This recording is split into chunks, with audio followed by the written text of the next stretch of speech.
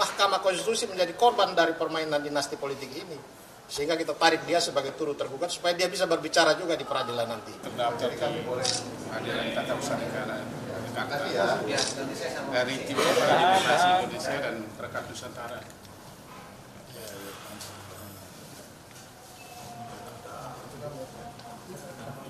Tergugatnya 12 orang. Jadi itulah yang kita khawatirkan, ya, advokat Indonesia mengkhawatirkan jangan sampai nepotisme dan dinasti politik yang saat ini sedang menguat lintas lembaga tinggi negara bisa merusak demokrasi dan sistem kedaulatan rakyat kita yang dijamin dalam UUD 45. Jadi nepotisme dan politik dinasti ini adalah racun dalam demokrasi.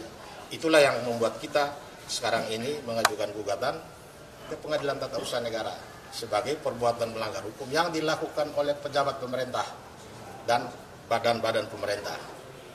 Badan-badan pemerintah yang menjadi tergugat di sini KPU dan Mahkamah Konstitusi sebagai turut tergugat. Mengapa Mahkamah Konstitusi menjadi turut tergugat? Karena Mahkamah Konstitusi menjadi korban dari permainan dinasti politik ini. Sehingga kita tarik dia sebagai turut tergugat supaya dia bisa berbicara juga di peradilan nanti. 12 pihak itu siapa aja? Tergugat 1 Presiden Jokowi, tergugat 2 Anwar Usman, tergugat 3 Gibran Rakabuming, tergugat 4 Bobi Nasution, tergugat 5 Prabowo Subianto, tergugat 6 KPU, turut tergugat 1-nya Mahkamah Konstitusi, turut tergugat 2 Saldi Irsa, turut tergugat 3 Arief Hidayat, dua-duanya hakim konstitusi dan 1 wakil ketua Mahkamah Konstitusi, turut tergugat 4 Ibu Iriana Jokowi, turut tergugat 5 Kaisang, turut tergugat 6 bocor alus politik Tempo.co.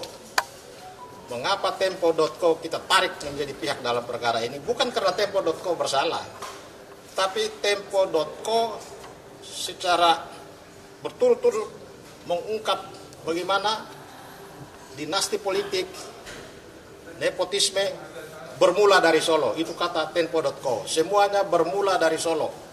Bahkan Ibu Iriana dijuluki di dalam Tempo.co itu sebagai Ibu Suri. Pembicaraan tentang kapan rencana untuk mencawapreskan Gibran itu terjadi sudah setahun yang lalu. Jadi bukan ujuk-ujuk akibat putusan MK ini lalu dia digagas untuk maju jadi calon wakil presiden, tapi sudah direncanakan secara matang sejak setahun yang lalu. Hanya memang ini kan urusan di dalam kita tidak tahu, sehingga sulit dicegah. Sampai dengan masyarakat baru mulai mencurigai itu setelah beberapa perkara, 5 atau 6 perkara dengan substansi yang sama diajukan dalam waktu yang hampir bersamaan dan 1-2 perkara tentang bagaimana Gibran bisa jadi wakil presiden. Itu berarti hitungan-hitungan masyarakat bahwa saat ini kedaulatan rakyat bisa digusur, ya bisa digeser melalui dinasti politik, bisa jadi kenyataan.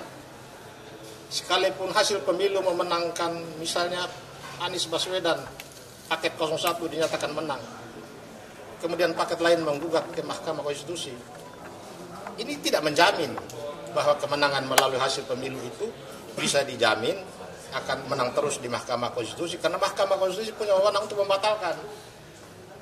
Karena dia punya wewenang untuk membatalkan, maka ketika hakim konstitusi atau ketua MK berkepentingan, dia memiliki konflik kepentingan kemudian membatalkan hasil pemilu, bisa saja karena memang dia berwenang.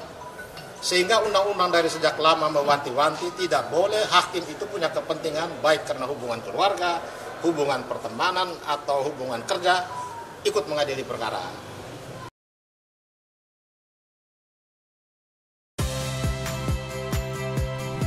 Saya Audrey Chandra, saksikan program-program Kompas TV melalui siaran digital, pay TV, dan media streaming lainnya. Kompas TV, independen, terpercaya,